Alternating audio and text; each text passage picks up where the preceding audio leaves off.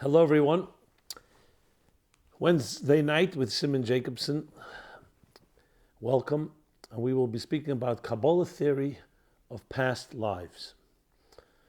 I want to sadly dedicate this class and program to the tragic and untimely passing of a dear friend, Rabbi Jacobson, who this morning passed away on the 3rd of Shvat.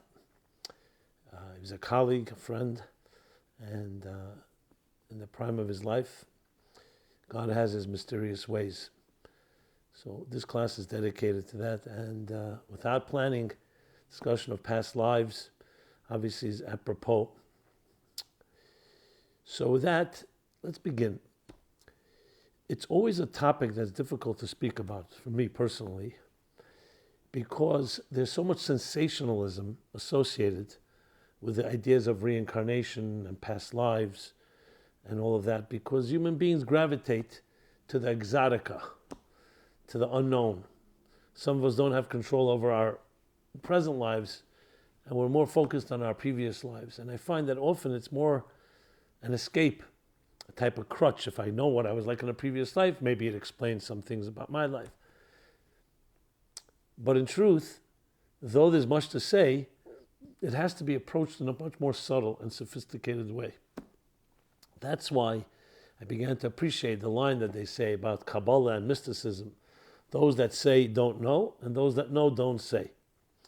Because those that truly appreciate and understand Kabbalah and mystical teachings know that it has to be presented in a responsible way. It's not meant to be a drug or a crutch or something sensational, because then it defeats the purpose. And the one word that's important to always remember in this type of discussions is responsibility. If the teachings lead you to be a more responsible human being, more accountable, more dedicated to growth and introspection, then you know you've reached a certain level of sophistication in these discussions.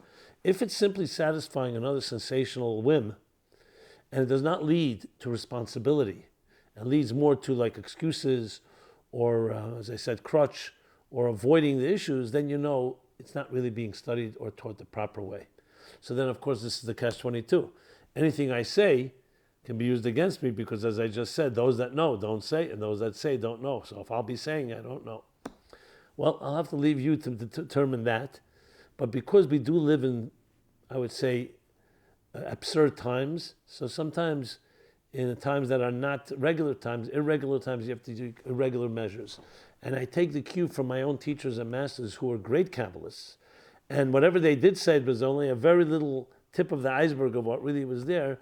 But because we live in a time where the teachings of mystical and inner esoteric teachings actually are necessary to create a relationship with your soul, with God, with purpose. And with so many distractions, that's why a certain license was given to address this, even though some may abuse it and some may misuse it, but still, because it can help people, we do speak about these ideas, not necessarily in the full glory, and also in a way that a person has to go and study and exert themselves and immerse themselves, but yet it is given to us. And there's actually an analogy from Reb Shneur Zalman of Liadi on this topic, where he was exactly that, his colleagues, and seemed to challenge his propagating and perpetuating the teachings of mysticism that was always reserved for the elite, for those that appreciated, for those that had really earned their right to enter the inner chambers of the mystical. And at that point, at that moment when they were speaking, a page of one of the mystical teachings, of Hasidic teachings, was seen on the floor. And the colleague pointed to Rabbi Shneur Zalman. He said, "You see, it's on the floor. It's being abused. It's not even being appreciated. It should be held and cherished. And here it's just on the floor." So Rabbi Shneur Zalman responded. He said, he gave an analogy, a famous analogy of a child who fell ill, the child of a king. He was the only heir to the throne. And no doctors could not in any way find any way to heal him. Finally, one doctor from some distant land came and said that if we take this rare stone, which is in the king's crown, it was the prime jewel, the crown jewel of the king's crown, and you crush it, means you have to destroy it, and you mix the powder with water, perhaps in the clenched teeth of the comatose child, perhaps that can be an elixir, a healing. The king, without hesitation, what do I need the crown for? What do I need my kingdom for if I don't have my child? So even though much of it will pour on the floor, and only a drop may drop in, and only a doubt that may save the child, is worth it. We live in a spiritually comatose time, especially with the comforts of material life. We're distracted, and it's harder to be in touch with your inner soul.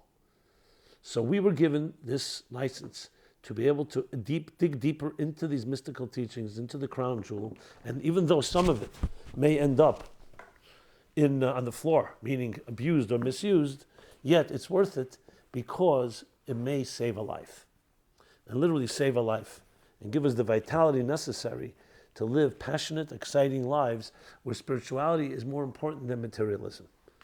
As the saying goes, not that we are physical beings on a spiritual journey, but we're spiritual beings on a physical journey. And that's a perfect segue to the topic at hand, because we're going to be speaking about souls. What is life? So if life is seen on a biological, scientific level as simply the heart beating, the mind working, and then death is death, some call it the end. That, from our myopic view, may make a lot of sense. But it's a myopic view. It's from our little box. But those that understand that the soul is a far more complicated entity, and one that was much more mysterious than we can ever know, realize that there's much more going on to the life journey. So the more you're aware of the soul, the more we can understand the topic at hand, which is past lives. So here's the question. Do we actually have past lives? Were you here before? What are these premonitions? At times you meet somebody or you go to a location and you have an encounter and there's a déjà vu. Or sometimes you see a little child even. It seems like they have an old soul. There's experiences, certain resonating truths. Where does that come from? Can we even identify past lives? And what impact does it have on our lives today? These are the key questions that need to be addressed. And those are just the beginning. The questions go on in that never-ending quest and curiosity of what really lies behind our life journey. And it's exactly that word that we need to be using, the operative word, journey, a journey. So I've often spoken about this. People ask the question, after a death, after a passing, where does the soul go to after it leaves the body? And it's always a difficult question to answer. Years ago, I had an epiphany. I realized the question itself is based on a false premise. And that premise is that we say, here's where it's at, and we're wondering where the soul goes to. Maybe this is not where it's at. But that's our subjective, as I said, myopic perspective. We are where it's at. So I developed this half-humorous analogy. Think of an imaginary conversation, dialogue between a refrigerator and electricity. And the refrigerator says to the electricity, where do you go when they pull the plug? And the electricity responds with an incredulous indignation and tone and says, what kind of nerve do you have to ask me that question? Where do I go? Where did you come from? You're a little box that they just invented in the last century or two. And they figured out how to generate electricity and contain it in this box called a refrigerator, to refrigerate and keep food cool. And you ask me where I go? I was here long before this box, the box was created. And I will be here long after you're gone. So you're a little box. From your perspective, you only see things from the box, thinking in the box. So you ask me where I go. I go back to my natural place, which is not confined in your limited structure, in your limited parameters. It's called the box. I go back where electricity is. Is it beyond time and space, at least beyond physical time and space as we know it in the tangible sense? Think about it, and yes, you suddenly realize our questions are sometimes built on a premise which is a false assumption, and that is that we are the center of existence. So if something we don't see with my eyes means it's not here. Is that really true? What about love, truth, soul? What about subatomic particles? The reality is that the forces that really make the world tick are actually invisible to our eyes and to our senses. And yet we have ways to measure it. So we become trapped sometimes by the empirical proof that if you don't experience it in a tangible way with your five senses, it doesn't exist.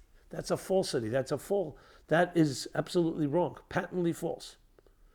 The analogy that I think it was Eddington who gave the analogy, Sir Arthur, was it Eddington? Yeah.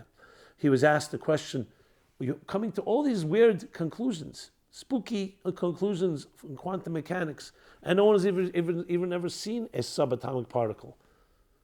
No one's ever seen an atom, let alone a subatomic particle. And he gave the analogy of the fisherman who spread his net across the seas and gathered fish of all sorts and all species and all sizes and colors and shapes and so on, and began documenting. And then came to a conclusion, after all his research, there are no fish in the sea that are shorter than a half-inch long. Brilliant. He was about to make the big announcement before the wizards of the world when his little daughter said to him, let me see the net you used. They look at the net. The net had ropes with spaces that were a half-inch. So what happened to all the fish that were shorter than a half-inch long? You don't need to be a scientist to know. They fell right back into the water. So one little qualification. Yes, there are no fish in the sea shorter than a half-inch long when you use a net of half-inch spaces. If you use a net that's lesser than that, you'll get more fish. So it's the instrument that is flawed or limited, not the reality. You can't use your physical eyes, naked eyes, or even a microscope to see subatomic particles. You need other instruments. Like in this case, a net of that size won't work. The same thing is when we experience things that are beyond material. You need tools that are commensurate to what it is that you want to experience. So say, I don't see love. I don't hear it. I can't smell it. I can't touch it. I can't taste it. Yeah, those are not the senses of love. Love can express itself through senses. But love is not defined by the senses. You need other tools. What are the tools? You need love in your heart. Love sees love. Love is touched by love. And the same is with any reality. So when you're talking about the human being, the first and most important axiom, and I'm saying it as an axiom because I don't want to spend this entire program just trying to prove the case that there is something that's beyond material. I'm assuming that. If someone has a question about that, we can talk about it another time. That there is something about life that is more than biological, heartbeat, and functional organs, the vital organs at work. That there's something that you can call the spirit, you can call the soul, you can call electricity. But it's something that changes upon death and changes upon birth. Something enters and something leaves. And yes, it is comparable to electricity and an appliance. Of course, here we're talking about a spiritual electricity. It's more than just electricity that gives off energy. Here's an electricity that also gives you personality, gives you character, gives you faculties, and defines who you are as a human being. Your body is the vehicle, but it's your soul or your spirit that is the force behind that vehicle. When you love someone, when you have a relationship with someone, who do you have a relationship with? You may love what they look like, and you may want to embrace them physically, but the connection is one that is the human connection. It's not two pieces of wood or two, God forbid, corpses having a relationship. The relationship is based on something that is not definable by sensory tools, though it can be expressed with our senses, and though the senses can have some, maybe inkling, but it's primarily defined by soul meets soul. Like a face is reflected in water, so one heart is reflected in another. I show you love, and you can feel it. And you reciprocate in kind. So the first thing to establish is that we are actually spiritual beings in a physical journey, not physical beings on a spiritual journey. And that this journey began long before we entered this world, when your soul entered your body at the moment of conception, and 9 months approximately later, the birth of becoming an independent individual, developing and growing into an adult.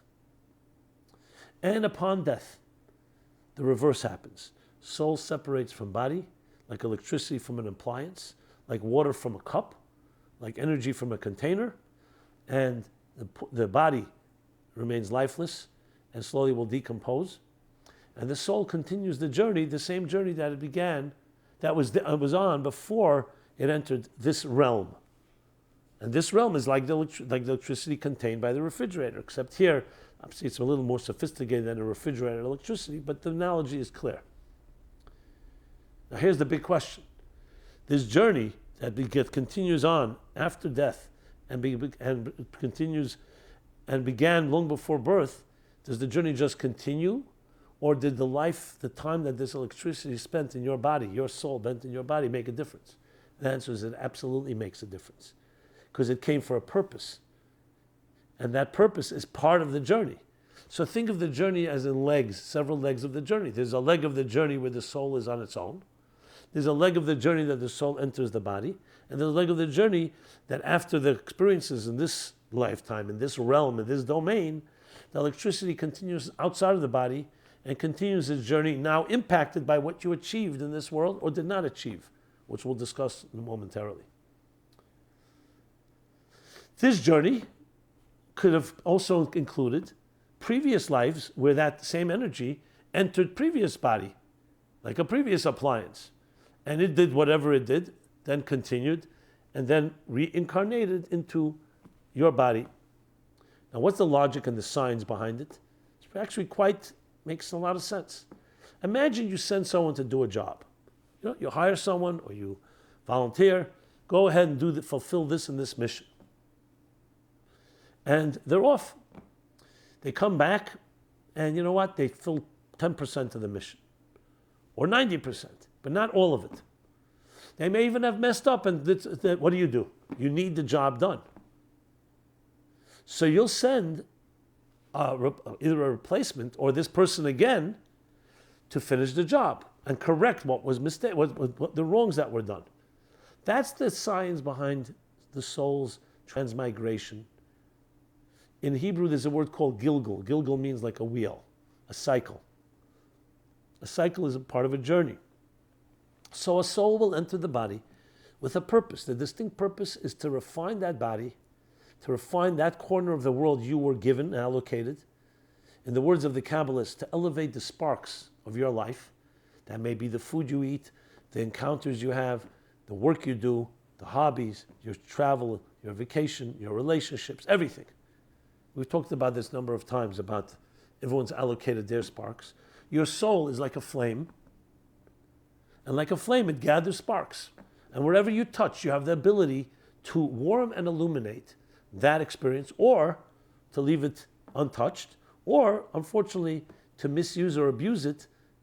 So the soul has a mission. If it fulfills the complete mission, it's done its job.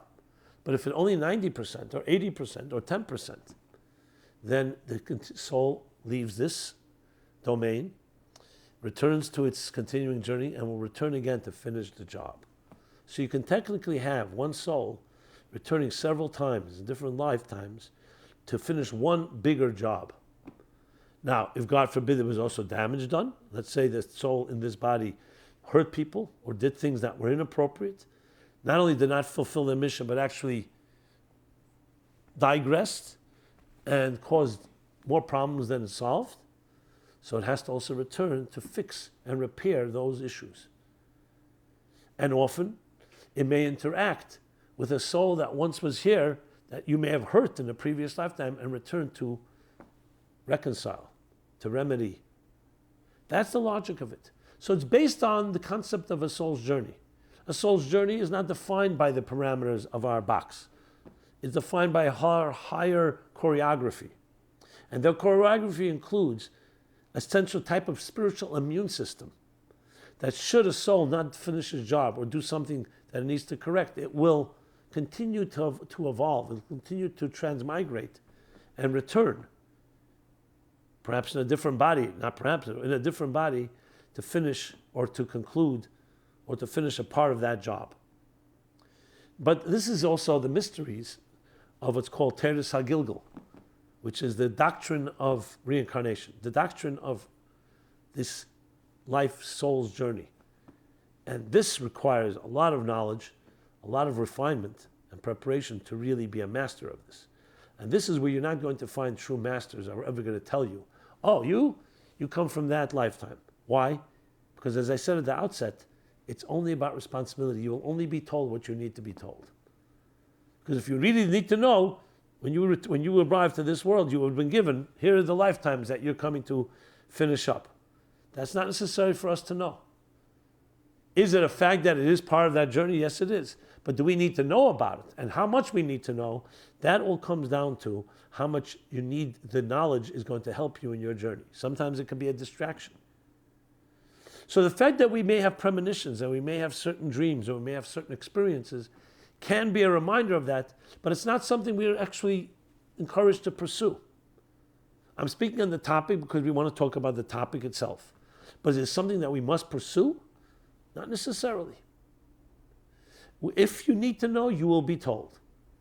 It's based on the principle that you will be given everything you need to fulfill your mission. The most important thing is you're given life. You're given the opportunity. Are you going to use it?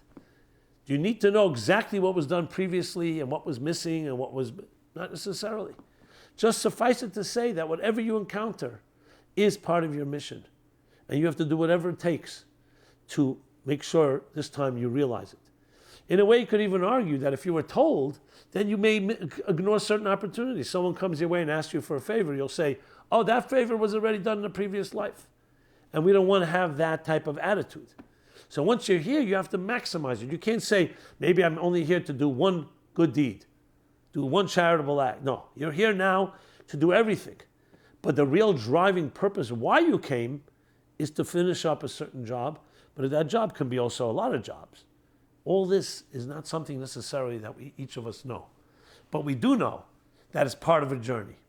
And there's a certain humility in not having to know all the information. It's a humility of recognizing that you are part of a journey, but it's also tremendous empowerment. That you have the gift because you are indispensable. The job cannot be done without you. That's why your soul returned. So you could say, using the analogy of electricity and the appliance, that the soul is somewhat like electricity with a memory. Because electricity in an appliance is really passive and and dispassionate and indifferent to what happens inside the appliance. The dialogue I mentioned is an imaginary dialogue. The case of a soul is with a personality. When you do a good deed, when you warm someone else's heart, when you do a loving gesture, when you bring light into this world, whether it's for a family member or it's for a stranger or for yourself or for anyone, your soul is enriched by it because the soul is actualized in the process. I've discussed this a number of times. The soul is the soul has faculties. And just like the body needs to be exercised, each muscle in its own way, each part of the body in its own way, the soul also needs exercise. How do you exercise it? By using it. So if the soul has chesed, has kindness in it, by being kind, not only you're helping the other, you're helping yourself because you're exercising and conditioning the spiritual muscle called kindness. So the soul is more than just a life force, electricity. It's electricity with an experience. Electricity experiences that kindness and gets stronger. If, God forbid, a person does not actualize their kindness, so remains dormant, and it's like a faculty that you've never used. And how sad. And then the soul has in this way not been affected. And in a way you could also say it's gone backwards. That soul will need to return to finish that, to actualize itself. So the soul carries the memories of the experiences that it experiences in this world. A memory is not just as a memory, it's in its so-called memory banks. And it defines the soul's journey as it continues on, both in satisfying and giving deep pleasure into the actualization of the soul when it does fulfill its part of the mission, and also the pain and the fact that the deprivation that it experienced by not fulfilling it. So when the soul returns, the soul feels compelled actually to finish the job. It's like saying, I wasn't finished, I need to come back and do it right, and correct the wrongs, or improve, or fulfill things that were not done. It takes on a whole new approach to life when you think of it this way. And that's why it's relevant for us to know. If it leads us to being more responsible, to being more introspective, to be more deliberate and more methodical, what you could say, more, what's the word I want to use, more accountable about every experience, knowing that this experience is coming your way for a very particular reason, because you need to do something here. It leads and introduces a new sense of urgency to all of our lives, to every detail, because no detail is too small. Everything is part of this larger mission. So yes, we each are on a mission in this world. That mission will be accomplished by hook or by crook, hopefully in our lifetime. And if not, there's an immune system at work that will make sure it will get done. Now we're also told, since I said in our lifetime, where do we stand now? We're told that most of the gilgulim have been finished, which means most of the work has been done in refining this world. And we're now at the last stage, maybe the last reincarnation. But that's really another discussion. I don't want to go into detail. It just, you have to think of life as a cumulative. The fact that we live in a world that has so much humanitarianism, so much charity, so much civility and morality. Despite our challenges, I know people say it's the worst of times. It's not the worst of times, my friends. Less war, less violence. In every possible statistic, it's a better world. There's still work to be done. Individuals still can be horrible to each other. But overall, collectively, the cumulative positive energy has achieved a much. And therefore we live in a far more peaceful world, in a world where we do not have to be afraid, as we once were, of oppression and aggression and so on. Still, I didn't say don't lock your doors. There's still things to be careful of. There's still, as I said, criminals and injustices. But cumulatively, the human race has done a lot in making this a better world. We still have work to do to bring the Messiah and to bring the world to its culmination. When the mission, so to speak, is accomplished completely, then the mission will continue on in its own way, which is, again, not the scope of our discussion. But the fact of the matter is, much has been done. So we are now, in a sense, what's called sometimes finishing the last fragments, repairing the last broken fragments of the shattered containers of the world of chaos, of Tohu, in our collective and individual effort of accumulating and elevating the sparks. That's where we're at. The words of my great Rebbe, our great Rebbe, said that we already finished refining and separating the sparks. But there's still work to be done to recognize it and to actually become aware of it and be consciously living that type of higher consciousness. So we have work to be done. In his words, we have to open our eyes to see this progress and to live by it and finish. The most important final frontier is our awareness of it, that we're part of it. But I don't want to digress. I want to go back to the topic at hand. So yes, indeed, the journey of life is one that is going on for a while. And we are one leg of it. And we know only a little part of that leg. Even that which we're conscious of, look how little we know. What do we know about the human body? This 5-6 foot frame, 100, 150, 200 pounds. We'll stick to that number. What do we know of this body? So we've many advances, but there's still so much we don't know. Look at the areas of fertility, reproductive organs. Look at the brain. This brain, a little larger than the size of the palm of my hand. What do we know? We know some things, so much more to know. And that's already in the conscious experiences. How about the superconscious soul experiences? So this is not about putting us down that we know so little. It's about recognizing that there's much bigger picture here. And you have the honor to be part of the bigger picture. I feel uplifted by that. I feel uplifted that I don't know it all. And that there's a higher choreography. At the same time, it's incumbent upon us is to figure out as much as we can to make sure we live up to that higher choreography. That we do our part in creating the mosaic that is the fusion of all the different parts, all harmony within diversity, the large cosmic musical symphony that each of us contributes to. And each generation and each time they play the song, if they didn't play it completely, the soul will come back to finish the song or to correct the part of the song that it sang in the wrong way. It's so uplifting to know this. It means you are vital, you're indispensable, and you've returned in order to finish something. But it's not just a trivial finish. This finish could be a major part of it. Or even if it's not major, it's not done until you do that, until you do the finishing. So it's very uplifting and very empowering to know this relationship with our past lives. Now, someone will say, it's very intriguing, but I really am curious about a past life. I really feel that I know this person, we both déjà vu, connect. Or as I mentioned before, we see certain children have like an old soul. So I would suggest we don't have to pursue finding out exactly. If you do feel that, so fine, act on it. Have a special relationship with that person. If that child is that way, communicate. Maybe you'll find insights. Be kind. Let it translate into deeper relationships. It doesn't always have to become a quest of figuring out what exact previous life was in, what century did I live, what country, in which world. I know we're very curious, and that's what we'd like to find out. But it may not be relevant. What's most relevant is that you are aware of it and sensitive, and you're acting on it. It should make you a kinder, more compassionate person, a kinder, gentler soul, knowing that you have that connection. And interestingly, I'll take it a step further. When you have that soul awareness and you're soul conscious, soul-centric instead of body-centric, spiritual-centric instead of material-centric, you know what happens? You begin to actually open up doors to previous experiences and previous lives because you begin to see and recognize the soul in others.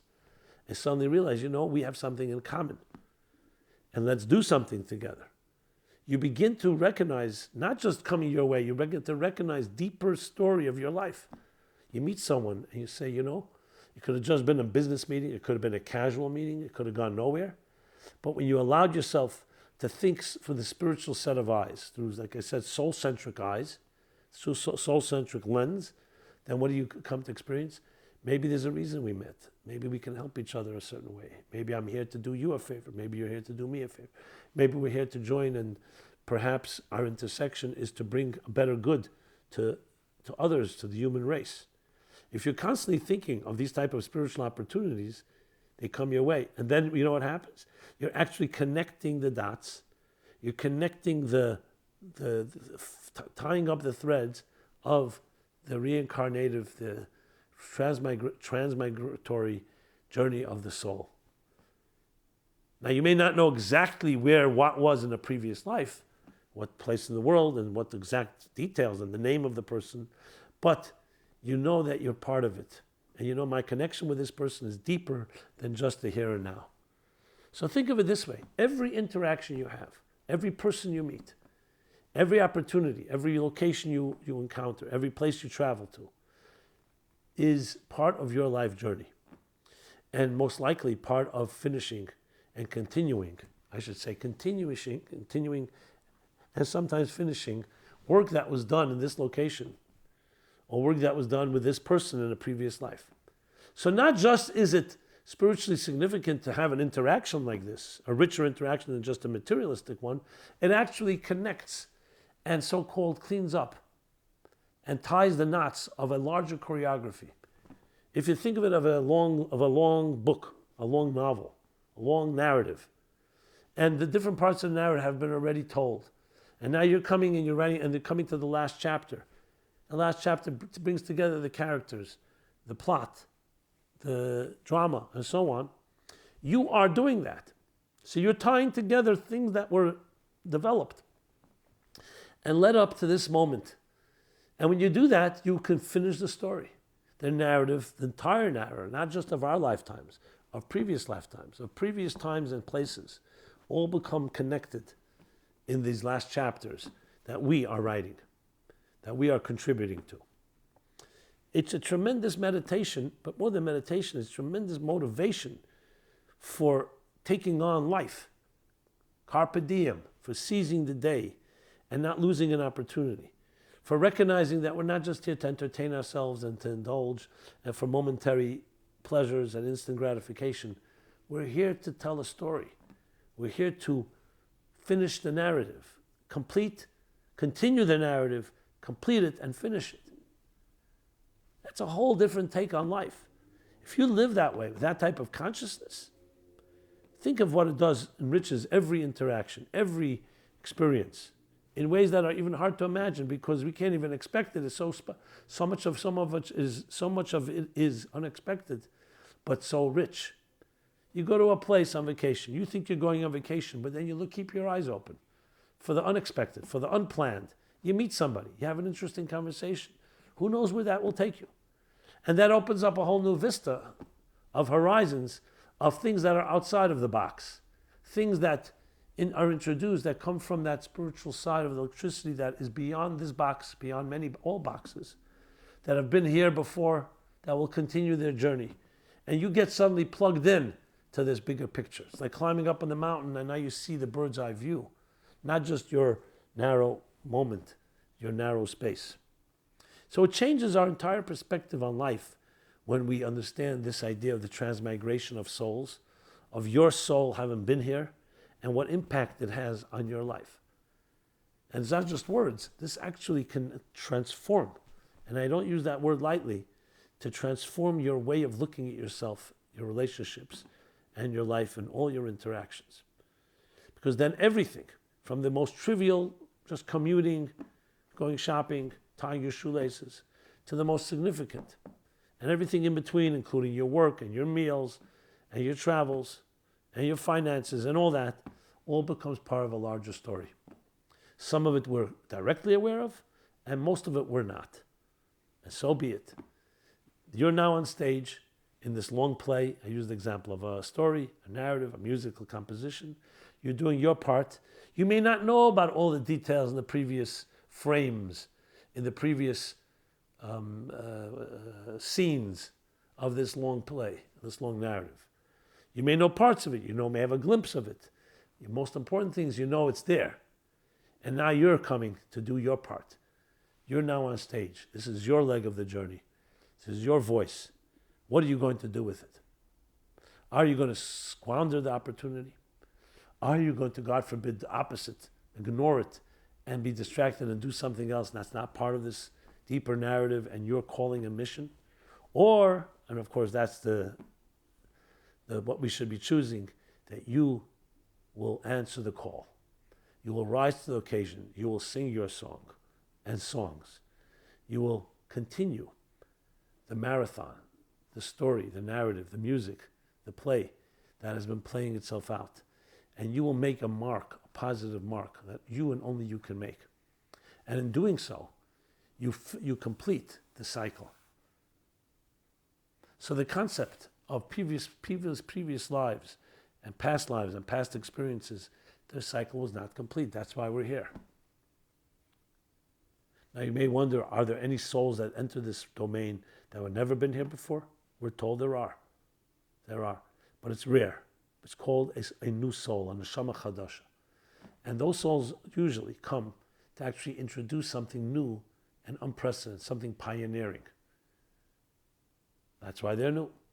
This doesn't mean when we're old souls that we're like old and used car or used. That's not what it means. It means that our role is to continue the narrative. And doesn't mean we can't contribute. Doesn't mean we don't contribute tremendous elements to it. Because we can even go beyond our own so-called calling and do even more than necessary. But there are the rare souls from time to time that arrive that have their particular mission.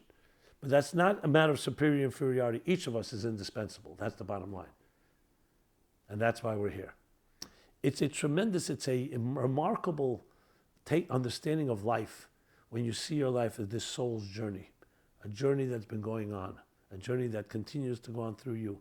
And every moment you wake up in the morning, your contract is renewed. Your life is renewed with this mission. And of course, when I say mission is far more than just one mission. We're blessed with, hopefully, with long life, with healthy years, and we're given those strengths because the mission is complex. The mission is multifaceted. There's many elements to it, many directions, many details to it. So that is our way of looking at life. Now there are books. There's particularly the name of the Arizal. Isaac Luria has actually the great mystic that lived in the 15th century. He actually has he has a book called Sefer Gilgalim, the Book of Reincarnation. Gilgulim again means cycles. He has also a book called The Gate of Reincarnation. These are very interesting books where he actually tells the students about different reincarnations, the previous lives that they come from. But they were at a level that they could and needed to hear it, because they had reached a level that they needed to know more, because they had already earned their way by being responsible and doing their job. It wasn't just sensationalism. It wasn't sensationalism at all, I should say. Now, in the Zohar, which goes back almost 2,000 years, of the Rabbi Shimon Bar Yochai, and actually transcribed by Rabbi Abba, his student, there's in the chapter, Zohar is structured on the chapters of the Torah, on the chapter of Mishpatim, which we'll be reading in a few weeks. Ela Mishpatim, these are the laws. So it says these are the laws of Gilgulim, of reincarnation. There it's a little more cryptic, but I just wanted to say there are actual texts that talk about this at length. But it's advanced material because they don't begin by speaking about what exactly it is. They already talk about the more complicated dynamics of Gilgulim, of how it works exactly.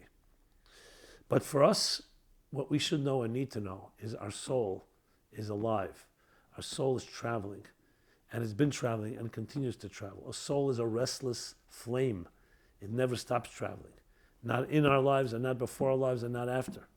And that's why we also don't call it afterlife, which suggests after. It's the continuing journey, just in a different form.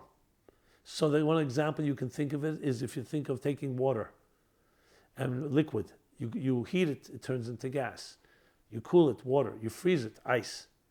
It's the same entity in different forms. The soul continues its journey just in a different form. The lavush, the garment it has during this lifetime, its appliance is the body you know, but then it continues through other garments. It may turn from an ice liquid, which is much more a garment we can relate to a gas, which we don't fully sense or see, but we know it's there. So the soul's journey is a noble, majestic one, here going on for thousands of years, and we are merited and blessed to be part of that journey. And that's how we have to look at it. So what are you going to do with that awareness, with that knowledge? And I rest assured that the more you do, the more you act on it, the more accountable you are, the more responsible you become, and not feeding into the sensational, more lower common denominator, the more the secrets will be open for you. That's how it works.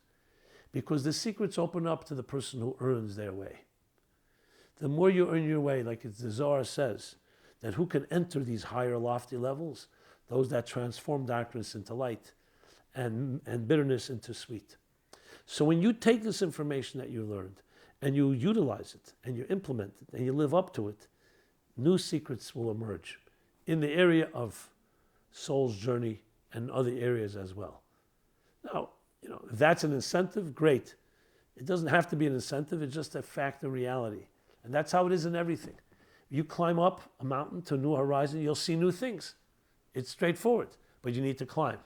You can't force your way up, and it can't be induced, and it can't be done through someone else. It's through your life experiences, through your life journey. I feel it a tremendous, maybe the greatest honor to be part of this type of conversation where we talk about the thing that matters most, your journey, your soul's journey. What is more important? We get so distracted. Think of daily activities, everything we do all day. So much of it is the means to an end. So much of it is about the moment, short term. Yes, we need shelter and we need homes and we need sustenance, we need money and we need food and we need clothing and we need health. All vital. But those are means. The means to what? That your soul's journey should be able to go unfettered and travel to fulfill the mission of your soul, the mission of your life. That's what you need to ask yourself tomorrow morning and every day, throughout the day. What is my calling? Am I living up to it? That is the operative question in this entire discussion.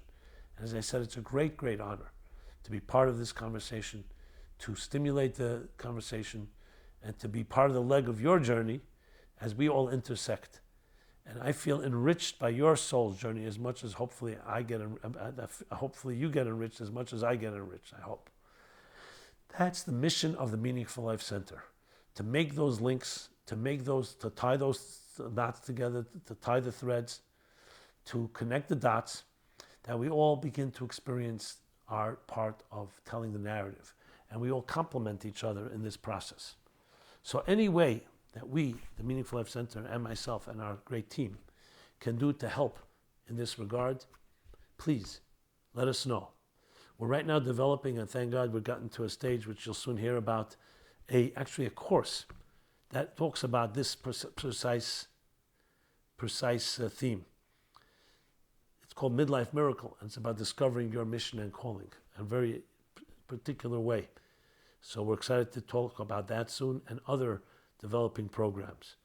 Please stay in touch. We'll keep you posted. We'll update you. And please update us about your life at meaningfullife.com. A lot of resources there. You can contact us. And of course, help support our effort in every way. It could be with your talents, with your skills, with your connections, and also financially at meaningfullife.com/sponsorship or /donate. You could sponsor a program like this or other programs in honor or memory of a loved one. May your soul have a very peaceful, but also a very uplifting and a very growthful, continuing journey that connects you with your own soul as it was in previous stages and previous legs of this life marathon of history. And may we all be merit to share with each other good news, and only good news, in a revealed way. Thank you very much.